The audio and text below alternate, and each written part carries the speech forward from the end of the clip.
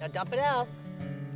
Everything that I do is based around my son, and I just want to give him the best life that I possibly can. Johnny just adores him. He's got like complete separation anxiety when John goes away because Daddy plays basketball and monster truck. John will stop and play.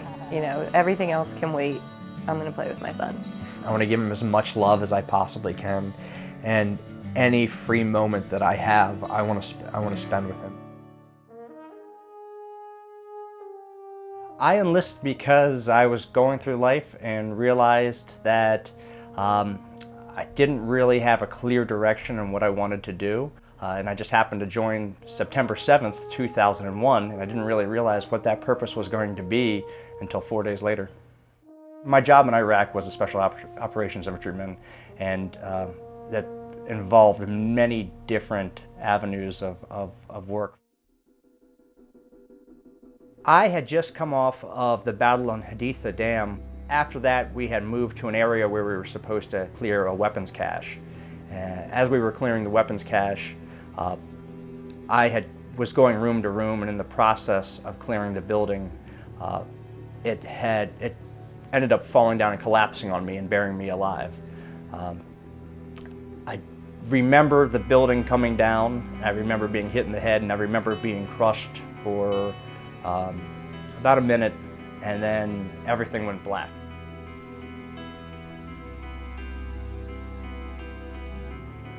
When they brought me out, he said I was dead. I wasn't breathing. I didn't have a heart rate or heartbeat, and luckily I was working with some of the best trained guys in the world, and they were able to start working on me immediately and start doing chest compressions and open me out, clearing airways, and they brought me back to life.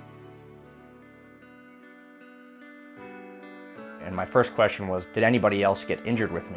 And then my second question was, did I lose any body parts? Because I couldn't feel anything. The doctor looked down at me and says, well, they want to take your right arm, but for right now, I'm thinking we're going to keep that on there. And I was like, yes. With external fixators and tons of surgeries, I was able to keep my right arm. I felt while I was in Landstuhl like I was the only patient inside the hospital. And I know that wasn't the case, but at that time I was given so much care and attention that I really felt like everybody was there just to make me feel better. Through recovery, I ran the gambit of thoughts and moods. I went through a bout of depression because I couldn't do what I felt like I was meant to do, which was be a ranger. When we first started dating, he didn't exercise. He went and worked, and then he came home and he would drink and hang out with his friends. When she became pregnant with Johnny was right around the same time that I went to my first Under Armour workout. He started sleeping better. He just was happier. You know, he was so excited to go to the gym, and he was doing all the classes, and he was working with a trainer. I have lost 2/3 of my tricep muscle, so it really, at first, held me back. The fact that the doctor said that he would barely be able to pick up a pencil when he was injured, that's what they told him. And now, I mean, you look at him and he's doing push-ups and pull-ups and just doing everything like he was never even injured, and that's just his personality overcoming that. Well, you tell me I can't use my arm, well, I'm gonna use my arm, and I'm gonna use it better than anybody else uses their arm. And that was just my mentality throughout my entire recovery, was that they were willing to keep this thing and put the effort into saving it. I'm gonna get it back to full working order, and I did. I get to grab my son and lift him up into the air with my one arm and look at him in the face. I can, the amazing things that most people take for granted on a regular basis of having two hands.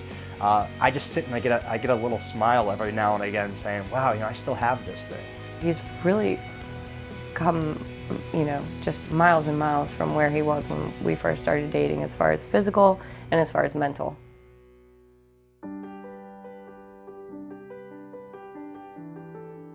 These days, I just have a new appetite for life. I don't see anything as an obstacle that I can't do anymore.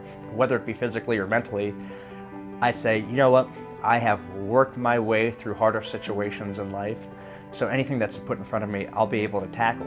I think with John, he always says, you know, if I wouldn't have struggled so hard and come back from this injury, I wouldn't have my family, I wouldn't have my son, and well, of course, he's amazing, so I couldn't imagine not having him, either one of them.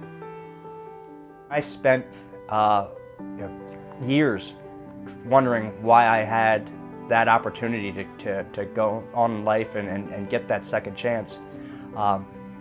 Once I had Johnny, I realized why I had that second chance, and that he is the reason why I came back. And every single time that I get the opportunity to hug him and just play with him or just look at him, I realize that this is my new purpose in life.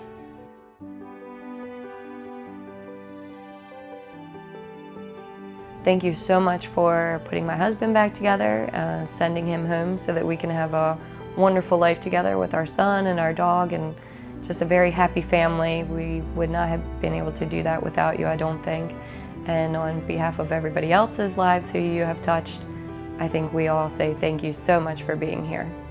The care that was given to me while I was there was the most amazing care that I could have ever asked for. Thank you all so much for what you've done. You've really made it easier on many veterans, not just myself, to go from that injury on the battlefield and take that first step into recovery. And though you may not know it, the stuff that you do and the time that you spend with these soldiers every single day makes a lasting impression. So thank you. Thank you for being dedicated to what you're doing. Thank you for caring for us. I'm grateful to you, and so is my family every single day, and I appreciate what you do each day as well.